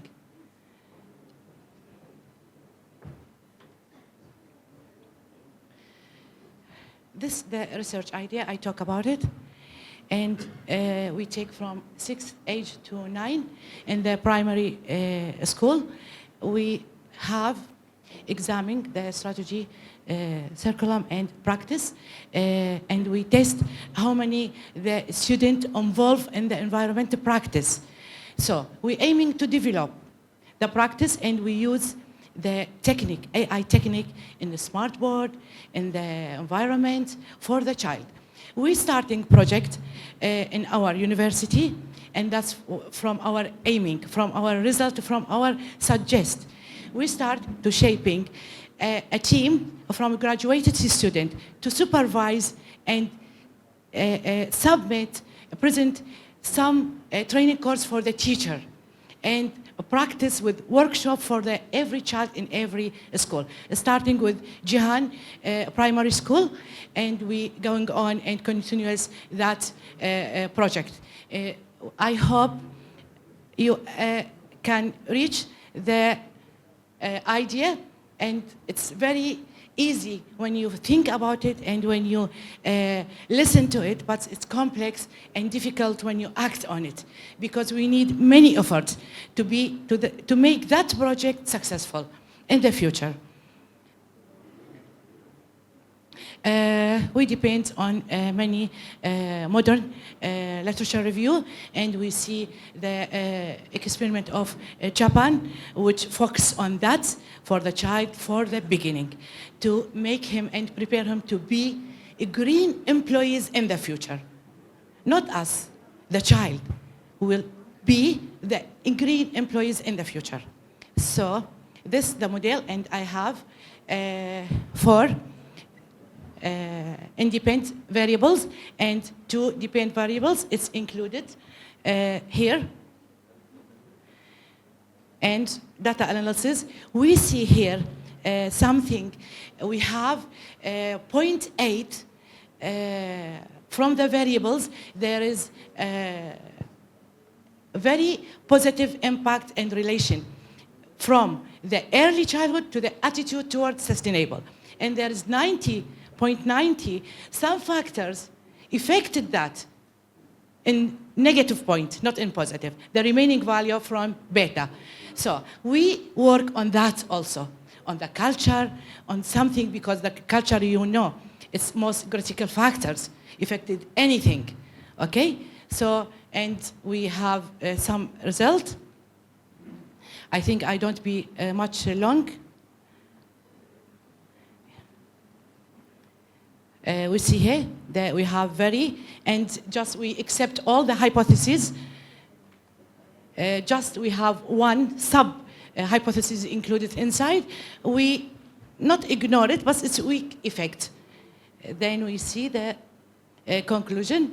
We need to make a team. We need to develop the practice for the school. And we hope we have a corporate offer from all to enhance the society and increase the knowledge in Kurdistan and in each country for you. We don't have to increase the beauty value because it's already exists in the Kurdistan. We need to increase the knowledge value and with many offers of you. Thank you very much. السلام عليكم جميعا. تركز البحث الحقيقي مالتنا على تو اندبندنت فاريبل، متغيرات معتمده اثنين، وايضا هنا عندنا تو اندبندنت فاريبل. الحقيقه لو كان عندنا وقت كان ممكن انه ندخل بالاعماق، ناخذ كل all factor. اوكي وي ستدي all factors for two independent variable with independent، وان شاء الله يكون هذا يكون عمل مستقبلي. لهذا بقى عندنا بس اخذت علاقه بين الديبندنت فاريبل بيناتهم كديبندنت فاريبل، مره يكون هذا ديبندنت وهذا اندبندنت والعكس، واخذتهم اثنينهم مع ايش؟ الاندبندنت فاريبل هنا. طبعا هذا خلينا نعبر طبعا نعم ننتقل على الهايبوثيسيس احسن. لا هايبوثيسيس نشوف انه الهايبوثيسيس نمبر 1 طبعا اكسبتد، واي اكسبتد لان عندنا البي 0 ليس ذان 0.05، ونفس الحاله مع الحقيقه كلهن تقريبا كانت، بس كان عندنا ايهما اكثر افكت. طبعا تعرفون كل زين انه الار سكوير هو مقدار تاثير الاندبندنت على الديبندنت فاريبل، ونشوف هذا المتغير الاول والثاني اكثر تاثيرا اعتقد اخر واحد اللي هو تقريبا 0.6، وهذا نسبه جيده جدا، وكان اقل تاثيرا بالفرضيه الثالثه 0.1. طبعا هذا يكون كلش قليل يعني. مثل ما تفضل دكتوره، انا بس اعلق على ننصح طبعا بالمدارس انه نعلم اطفالنا، نبدي منهم اطفال نعلمهم على ايش؟ البراكتيكال ليرنينج اللي هي نسوي جرين بروجكت، يعني من هو صغير تكون هو اكتف والجرين بروجكت، وايضا ايش؟ مفهوم الويست مانجمنت. طبعا من الطفل يعني مع الاسف احنا اطفالنا هوايه، وحتى مو حق الاطفال حتى الكبار هم ايضا يضيعون وقتهم باشياء كثيره يعني، صح ولا اوكي؟ وهكذا امور، فلازم نعلمهم منهم وهم صغار انه كيفيه انه تقليل الويست، سواء مانجمنت الويست مانجمنت ايش رينيوبل انرجي ورك شوب. شكرا جزيلا. البحث الخامس استعمال SEM لتحليل العلاقة بين القيادة الاستراتيجية والتنمية المستدامة، دراسة ميدانية للمؤسسات الصحية، يقدمه الدكتور حسين كاظم. السلام عليكم. بداية نوجه كل الشكر والتقدير إلى جامعة جيهان على احتضانها للمؤتمر العلمي القيم. فيما يتعلق في بحثنا العفو، إذا ممكن بس تعرفنا عن نفسك بالبداية. نعم. دكتور الأستاذ المساعد الدكتور حسين كاظم حسين. شاركنا في بحثنا استعمال SEM لتحليل العلاقة بين القيادة الاستراتيجية والتنمية المستدامة. دراستنا كانت العينة مأخوذة من العاملين في وزارة الصحة. شاركنا في البحث والذي تم إنجازه أيضا من قبل الأستاذ الدكتور عبد الرحيم خلف راهي، والأستاذ الدكتور نغم حسين نعمة، عميدة كلية الاقتصاديات الأعمال. فيما يتعلق في بحثنا واختيارنا للعنوان المؤسسة الصحية وزارة الصحة، يعتبر اختيارنا لهذا العنوان من أهم المواضيع التي تم تداولها وتناولها في البحوث التي تم التركيز عليها في دول في البحوث الحديثة التي نال أكثر نشرا في مجال مستودع سكوباس. يعتبر القطاع الصحي من القطاعات المهمة جدا، والذي يعتبر الشريان الحيوي ويعتبر الشريان الحيوي لجميع البلدان. فنلاحظ أن في ما يتعلق في اهتمام نال القطاع الصحي اهتمام كبير. نلاحظ أن الإحصائيات الأخيرة لاحظنا أن دولة فنلندا كانت متقدمة جدا فيما يتعلق في القطاع الصحي.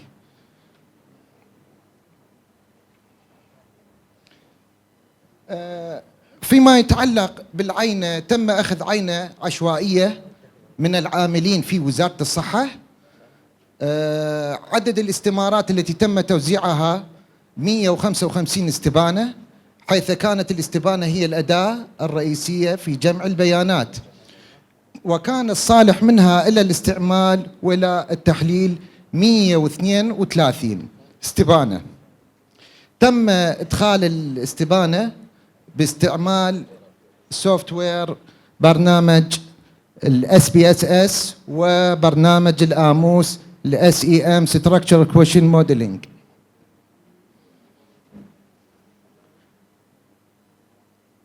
مشكلة البحث نلاحظ قلة الدراسات في الوطن العربي نالت في اهتمام بالجانب الصحي أو المؤسسة الصحية، وهذه قلة الدراسات تؤدي إلى قلة تسليط الأضواء على هذا القطاع الشرياني الحيوي الذي يعتبر للبلدان العالم المتقدم، وعليه كانت هذه الدراسة مساهمة فعالة في اختيار متغيرين رئيسيين، متغير dependent variable اللي كان strategic leadership، والمتغير independent variable اللي كان التنمية المستدامة sustainability development.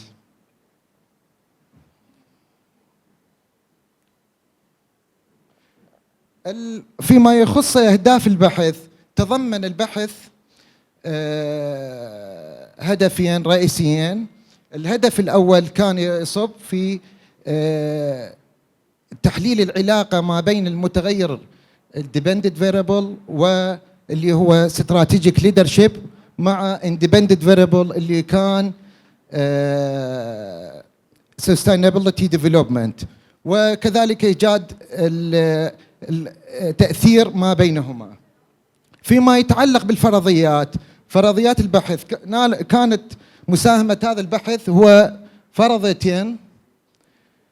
الأولى strategic leadership has significant impact on sustainability، والفرضية الثانية strategic leadership has significant positive statistical relationship on sustainability، حيث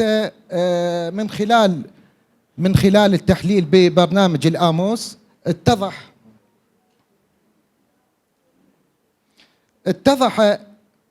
هنالك نتيجتين. النتيجة الأولى كانت هنالك علاقة قوية إحصائية ذات دلالة معنوية ما بين القيادة الاستراتيجية strategic leadership و sustainable development التنمية المستدامة في القطاع الصحي، أي أن القيادة الاستراتيجية تلعب دور رئيسي وفعال ومؤثر في القطاع الصحي. وكان الستايل اللي كان تلعب القيادة في هذا استراتيجيك اللي هي القيادة الاستراتيجية من خلال وضع الأهداف والخطط طويلة الأمد من خلال التخطيط الاستراتيجي. أما النتيجة الثانية اللي تم الحصول عليها من خلال التحليل والحصول على النتائج، أن هنالك strong relationship between strategic leadership and sustainable development، أي هنالك علاقة قوية ما بين القيادة الاستراتيجية، يعني بنفس الوقت القيادة الاستراتيجية تلعب دور المؤثر ودور علاقة مع dependent variable اللي sustainable development. الورقة البحثية الأخيرة باسم أو تحت عنوان تأثير الذكاء الاصطناعي كمتغير وسيط في العلاقة بين القيادة الرشيقة وجودة الموارد البشرية. دكتور شهاب أحمد. السلام عليكم. دكتور شهاب أحمد خضر، كلية تقنيات عقرة من جامعة عقرة للعلوم التطبيقية. شاركنا في هذا البحث دراسة بعنوان تأثير الذكاء الاصطناعي في العلاقة بين القيادة الرشيقة وجودة الموارد البشرية. أصبح الآن الذكاء الاصطناعي حديث العامة، ليس بس الخاصة في جوانب التقنية، حتى في جوانب الإدارية، قانونية، طبية. فلو نظرنا إلى الجانب الأكاديمي بالنسبة للذكاء الاصطناعي، قبل هذه التطورات كان الذكاء الاصطناعي الاختيار البديل الأمثل بالنسبة للقرارات. الآن أصبح ما بعد اتخاذ القرار، وهي كيف الذكاء الاصطناعي له دور بالهدف من اتخاذ القرار، سواء كان في تغيير أو التطوير أو النمو أو الاستمرارية. منهجية أو محتويات الباحث يتكون من 4 جوانب أساسية. الجانب الأول التطاير النظري، والجانب الثاني المنهجية، والثالث الجانب العملي، وأخيرا الاستنتاجات والتوصيات. نيجي الجانب المنهجي أو منهجية أو جانب العفو منهجية البحث يتكون من مجموعة الفقرات. الفقرة الأولى أهمية هذه الدراسة، تكمن في تناولها من 3 متغيرات أساسية، وهذه المتغيرات حيوية في الوقت الحاضر. بالنسبة لأهداف الباحث التعرف على العلاقة ما بين المتغيرات ال3، منها المتغير المستقل مع متغير التابع، متغير التابع مع متغير أيضا أو متغير الوسيط مع التأثيرات مع 3. مخطط الدراسة سوف نقف في هذا الجانب بالنسبة لمخطط الدراسة. مخطط الدراسة يبين منهجية الدراسة بشكل واسع. مشكلة الدراسة التي حددتها هذه الدراسة هي هل هناك تأثير للذكاء الاصطناعي في العلاقة بين القيادة الرشيقة وجودة الموارد البشرية. الفرضية الأساسية اللي وضعها مجموعة من الفرضيات. الفرضية الأساسية هناك تأثير للذكاء الاصطناعي في العلاقة بين القيادة الرشيقة وجودة الموارد البشرية. بالنسبة للجانب العملي أخذنا العلاقة بين بالبداية القيادة الرشيقة مع جودة الموارد البشرية، وثانيا أو الفرضية الأخرى الذكاء الاصطناعي مع جودة الموارد البشرية. بالنسبة للاستنتاجات، أهم الاستنتاجات اللي توصلت إليها الباحث وهي تأثير الذكاء الاصطناعي في العلاقة بين قيادة الرشيقة وجودة الموارد البشرية. أيضا هناك بعض الاستنتاجات، منها القيادة الرشيقة كان لها ارتباط وتأثير مع جودة الموارد البشرية. تأثير الذكاء الاصطناعي أيضا هناك كان تأثير بالنسبة لجودة الموارد البشرية. أما بالنسبة للعينة التي أخذت هذه الدراسة ودراستها هي كلية عقرة التقنية ومعهد عقرة التقني. الأبحاث أبحاث المبحوثين هم وحدات أو مسؤولي الوحدات الإدارية في هذه الجامعة. الاستمارات الوزعت حدود 60 استمارة، 53 استمارة كانت صالحة للتحليل، أي 88% بالنسبة للدراسة.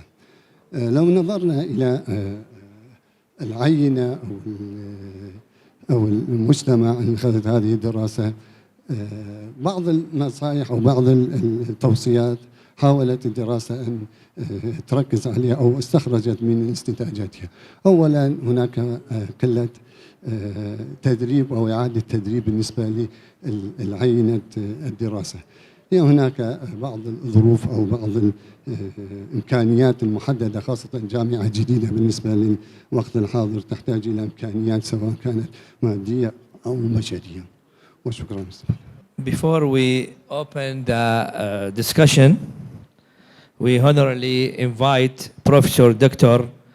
Ma'an Abdullah Al-Ma'aditi as a key speaker in this conference. Please, Dr. Ma'an. بسم الله الرحمن الرحيم. أنا الحقيقة كمساهمة في هذا المؤتمر، فضلا عن كوني عضو في اللجنة العلمية للمؤتمر، كلفت بأن أكون من المتحدثين الأوائل لموضوع من الموضوعات المعاصرة الحقيقة في ميدان إدارة الأعمال وفي ميدان العلوم الإدارية والمالية والاقتصادية بشكل عام. وجدت أنه موضوعة الإبداع هي الأساس في حياتنا اليوم. فالمؤتمر تحت عنوان الذكاء الاصطناعي، والذكاء الاصطناعي هو ناتج من نتائج الإبداع الإنساني. وبالتالي عندما نتحدث عن الإبداع يجب أن نتفق ابتداء أن الإبداع له عناصره الثلاثة الأساسية التي يجب أن تكون متواجدة لكي تحصل العملية الإبداعية ولكي تنتج أو تتحقق المنتجات الإبداعية ومن ثم تتحول إلى ابتكارات، هي المبدع وهو الإنسان أو الشخص الذي يحمل الأفكار ويستطيع أن يترجم هذه الأفكار إلى حقائق أو إلى جوانب أو أمور ممكن أن تتحول إلى ابتكارات تحدث في حياتنا. العنصر الثاني هو متخذ القرار، أي ما يسمى في المصطلح العلمي بحراس البوابة، الذين يتمكنون أو يتخذون القرار لتحويل المنتجات الإبداعية إلى ابتكارات ومنتجات حقيقية في حياتنا. ويمكن ما نعيشه اليوم ومنها أو من هذه الجوانب التي نلمسها في حياتنا هو الذكاء الاصطناعي، هو ناتج عملية إبداعية تم اتخاذ القرار لتفعيلها فأصبحت ابتكارات وحققت تحسين في حياة الإنسان. العنصر الثالث هو السياق، يعني البيئة بكل ما تحمله من ضغوط وتأثيرات على عنصري العملية الإبداعية الأول والثاني، وهما المبدع ومتخذ القرار. ما نعيشه اليوم مثل ما قلنا هو ناتج الكثير من الإبداعات والابتكارات الإنسانية، ومنها ما تحقق في مجال الذكاء الاصطناعي. كل عملية إبداعية يجب أن تتميز بثلاثة خصائص، هي الحداثة والفائدة والمنفعة، وبالتأكيد ممكن أن نجد هذه الجوانب الثلاثة موجودة في حالات الذكاء الاصطناعي التي نعيشها أو أثرت على حياتنا. بالتأكيد الذكاء الاصطناعي هو نتيجة لآثار تتابعية بدأت منذ توظيف تقنية المعلومات، ثم انتقلنا إلى الرقمنة، والآن احنا نعيش حالات الذكاء الاصطناعي اللي هي تعبير عن الكثير من الذكاءات اللي نتحدث بها في إدارة الأعمال، سواء كان ذكاء استراتيجي، ذكاء تنافسي، ذكاء أعمال، ذكاء أفراد إلى آخره. طبعا الإبداع له علاقة بنجاح المنظمات كما هو معلوم أو إخفاقها.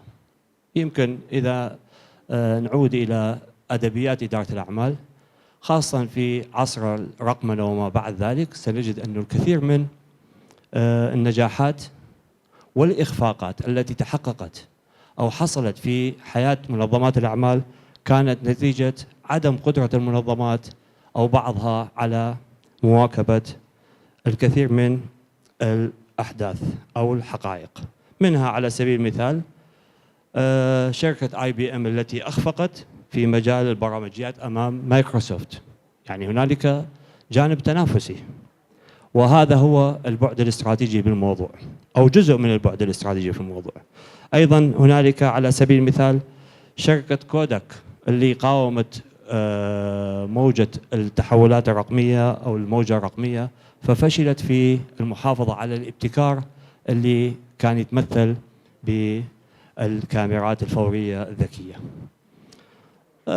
دائما ما يحدث الخلط فيما بين هنالك الحقيقة في كثير من الأحيان خلط فيما بين مصطلحي الإبداع والابتكار.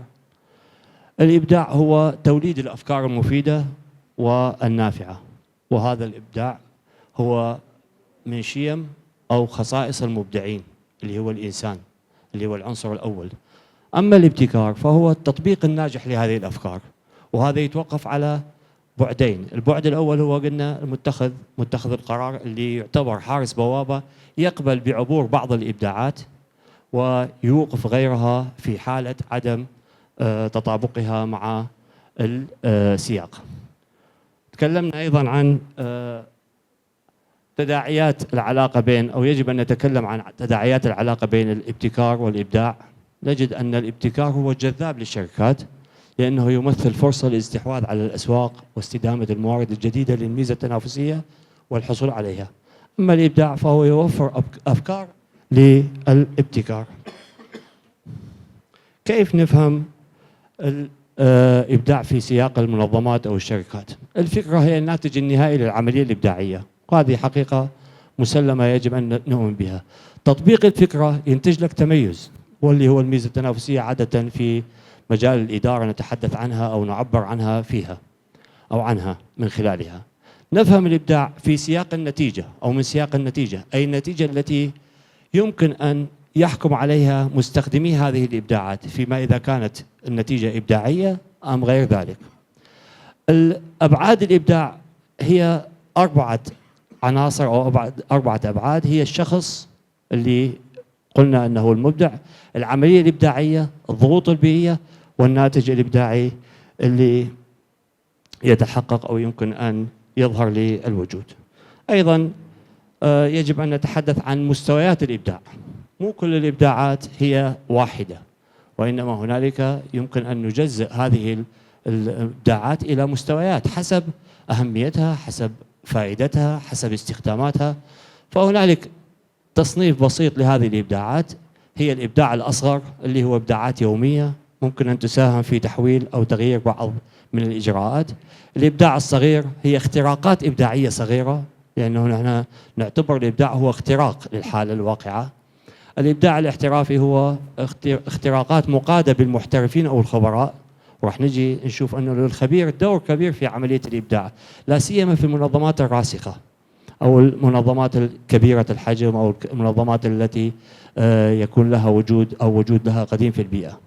الإبداع الكبير هو فعل إبداعي تحويلي، يعني يحول العملية أو ينقل الحالة من حالة تقليدية إلى الحالة التي يمكن أن تكون حالة متطورة، فتحدث حالات تغيير جذري في هذا المجال. طبعا أيضا في موضوعة الإبداع يجب أن نتحدث عن أهمية الخبرة في هذا المجال، وهذا وين يظهر الحقيقة؟ في المنظمات اللي تحدثنا عنها، هي المنظمات الراسخة واللي بدأت تواجه الكثير من المشكلات الحقيقة في موضوعة الإبداع. ليش؟ لأنه الخبرات اللي تمتلكها والتي كانت الأساس في نجاحاتها ومزاياها التي حققتها على مدى سنوات طويلة من العمل في البيئة كانت مستندة إلى الخبرة اللي يمتلكها على سبيل المثال الناس أو الأشخاص المبدعين الذين يعملون في مثل هذه المنظمات. هذه المنظمات الحقيقة بدأت تواجه مشكلة، وهي عدم قدرة هؤلاء المبدعين على التعامل مع حالات عدم التأكد المتسارعة التي بدأت تعيشها منظمات الأعمال، اللي كانت نتيجة الاضطراب والتقلب والغموض وعدم التأكد البيئي الذي تعيشه منظمات الأعمال. لذلك وجدنا أو نجد أن هذه المنظمات بدأت تواجه مشكلة في عملية الإبداع، وبدأت المنظمات الصغيرة تظهر كلاعب رئيسي أو أساسي في هذا المجال، لا بل بدأت المنظمات الكبيرة تعول على المنظمات الصغيرة في أن تتقبل أو تستقبل أو تستحوذ على الأفكار التي يمكن أن يوجدها المبدعين المبتدئين اللي مثل ما معروف أنهم يستطيعون أن يتعاملون مع حالات عدم التأكد التي يمرون بها. نعم. هذا تايم اوت. الحقيقة المحاضرة يعني أفضل وصف لها فابيولوس، يعني فانتاستيك سايدا، بس يعني الوقت ضيق واكو إشارات تجيني.